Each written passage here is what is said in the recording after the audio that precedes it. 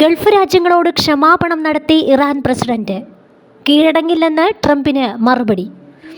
Israel America സഖ്യവുമായുള്ള യുദ്ധത്തിനിടെ നടത്തിയ ആക്രമണങ്ങൾക്ക് Gulf രാജ്യങ്ങളോട് ക്ഷമ ചോദിച്ച് Iran president Masoud Pezeshkian. Gulf രാജ്യങ്ങളെ ലക്ഷ്യമാക്കിയല്ല ആക്രമണങ്ങൾ നടത്തിയതെന്നും അദ്ദേഹം അറിയിച്ചു.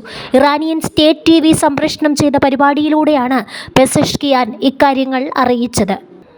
അയൽ രാജ്യങ്ങളിൽ നിന്ന് ഇറാന് നേരെ ആക്രമണം ഉണ്ടാകാത്ത പക്ഷം ഇനി ആ രാജ്യങ്ങളെ ലക്ഷ്യം വയ്ക്കില്ലെന്നും അയൽ രാജ്യങ്ങളിൽ നിന്ന് ഇറാനെ ലക്ഷ്യമാക്കി ആക്രമണങ്ങൾ ഉണ്ടാകരുതെന്നും പെസഷ്കിയാൻ പറഞ്ഞു.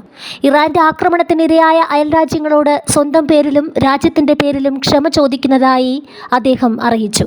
അയൽ രാജ്യങ്ങൾക്കെതിരെ ഇനി മിസൈൽ ആക്രമണങ്ങൾ നടത്തില്ലെന്ന് ഇടക്കാല നേതൃസമിതി തീരുമാനിച്ചതായി അദ്ദേഹം വ്യക്തമാക്കി. എന്നാൽ ഇറാനെതിരായ ആക്രമണം അയൽ രാജ്യങ്ങളിൽ നിന്നാണ് ആരംഭിക്കുന്നതെങ്കിൽ തിരിച്ചടിക്കുമെന്നും അദ്ദേഹം മുന്നറിയിപ്പ് നൽകി. ഇറാൻ ഒരിക്കലും കീഴടങ്ങില്ലെന്നും ഇറാൻ ജനത കീഴടങ്ങണമെന്ന ശത്രുക്കളുടെ ആഗ്രഹം നടക്കില്ലെന്നും ഭിന്നതകൾ മാറ്റിവെച്ച് അവസാന ശ്വാസം വരെ ഇറാനികൾ സ്വന്തം രാജ്യത്തിനു വേണ്ടി പോരാടുമെന്നും അദ്ദേഹം പറഞ്ഞു.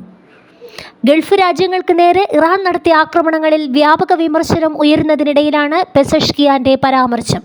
അതേസമയം സുരക്ഷാ പരിശോധനകളെ തുടർന്ന് അടച്ച ദുബൈ അന്താരാഷ്ട്ര വിമാനത്താവളം വീണ്ടും തുറന്നു.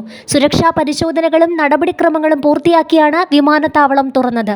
വിമാനത്താവളത്തിൽ നിന്നുള്ള സർവീസുകൾ ഉടൻ പുനരാരംഭിക്കുമെന്ന് അധികൃതർ അറിയിച്ചു. ഇറാൻ ഇസ്രയേൽ സംഘർഷം നിലനിൽക്കുന്ന പശ്ചാത്തലത്തിലായിരുന്നു യാത്രക്കാരുടെയും ജീവനക്കാരുടെയും സുരക്ഷ കണക്കിലെടുത്ത് വിമാനത്താവളത്തിന്റെ പ്രവർത്തനം താൽക്കാലികമായി നിർത്തിവച്ചത്.